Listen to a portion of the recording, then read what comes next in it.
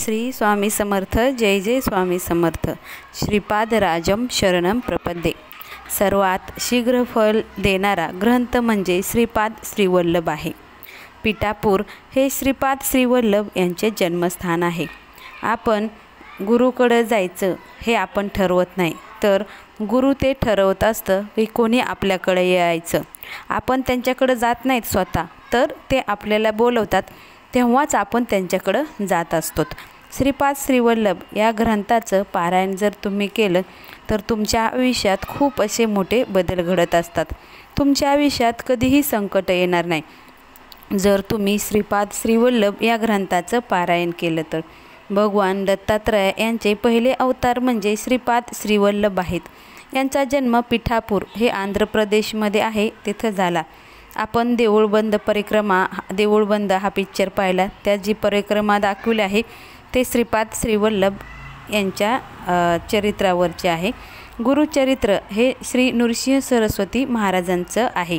त्या गुरुचरित्रामध्ये सर्व नृसिंह सरस्वती महाराज यांच्या लीला दाखवल्या आहेत. तसेच स्वामी लीला सारामृत हे स्वामी समर्थ महाराजांच्या चरित्रावर आहेत.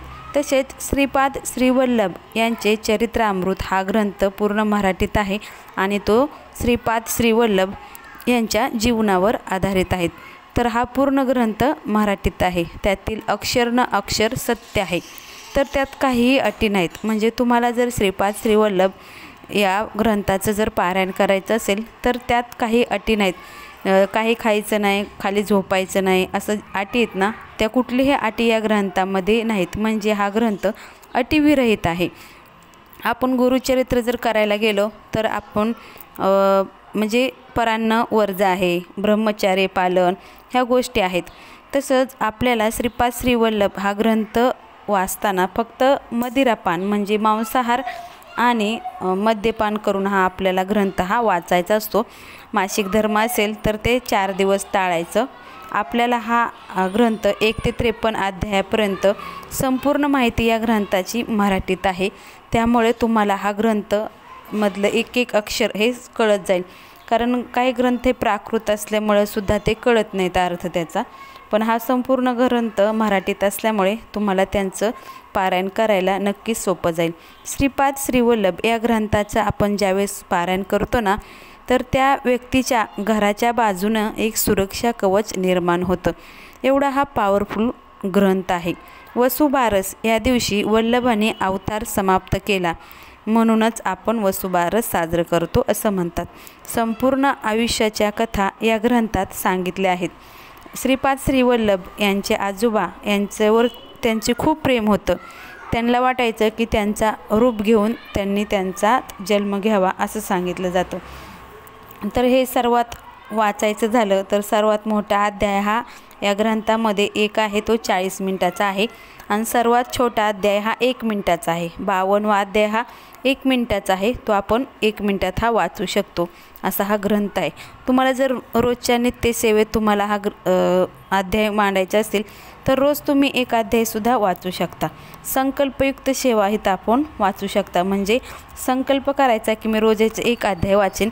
तुमचं 53 दिवसात पूर्ण हे पारायण कंप्लीट होतं. तर कोणी असो, घरातील कोणताही व्यक्ती असो, तुम्ही ह्या ग्रंथाचं पारायण हे करू शकतात. तर आपल्याला ह्या ग्रंथाचं जर आपण पारायण करायला बसलो तर असं वाटतं की आपल्यापाशी कोणीतरी आहे. ज्या सूक्ष्म लहरी आहेत ना श्रीपाद श्रीवल्लभांच्या, याची जाणीव आपल्याला होते. तर श्रीपाद श्रीवल्लभ असे म्हणतात की माझ्यापर्यंत कोणी यावं तर ते तुम्ही नाही, तर ते मी ठरवतो. त्यामुळेच तुम्ही पारायण करायला बसता. तुम्ही पारायण करायला बसताना तर तुम्ही बसत नाहीत, स्वतः त्यांची इच्छा असते की तुम्ही पारायण करावं, म्हणून तुम्ही ते पारायण करायला बसत असतात. जो कोणी या ग्रंथाचं पारायण करेल ना, त्याचा क्रमाक्रमाने उत्कर्ष होत जाईल. हे एक अमृत स्नान आहे, म्हणजे अमृत योग आहे.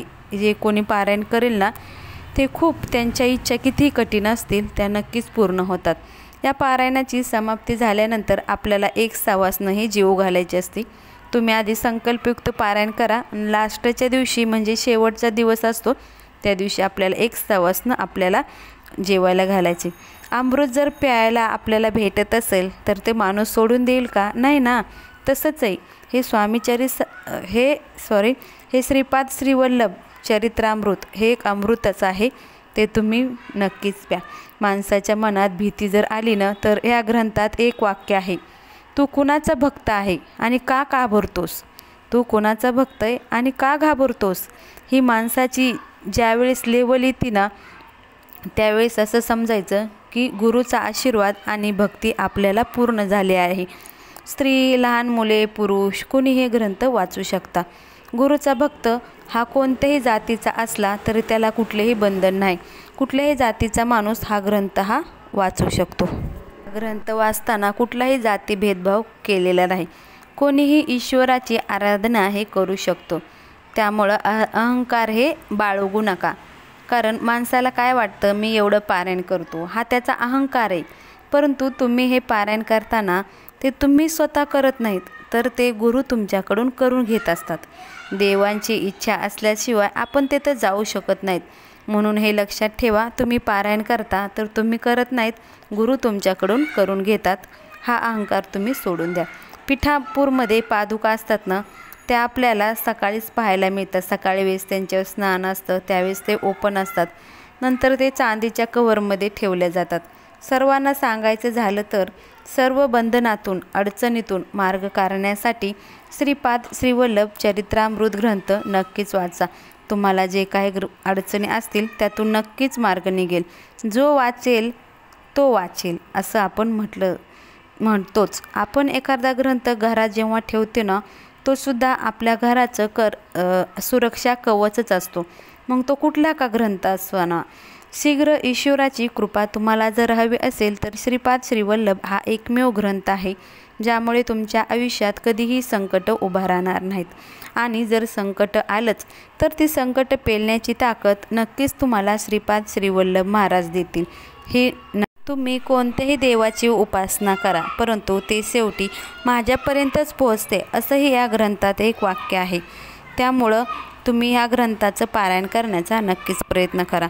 सासू म्हणते तुमची मुलगी दही खाते, तूप खाते, लोणी खाते, तर त्यावर तिथे एक भक्त येतो आणि म्हणतो, अगं तू एवढं खाण्यापेक्षा फक्त दूधच खा ना, कारण या सर्व गोष्टीचं सार दुधामध्ये आहे.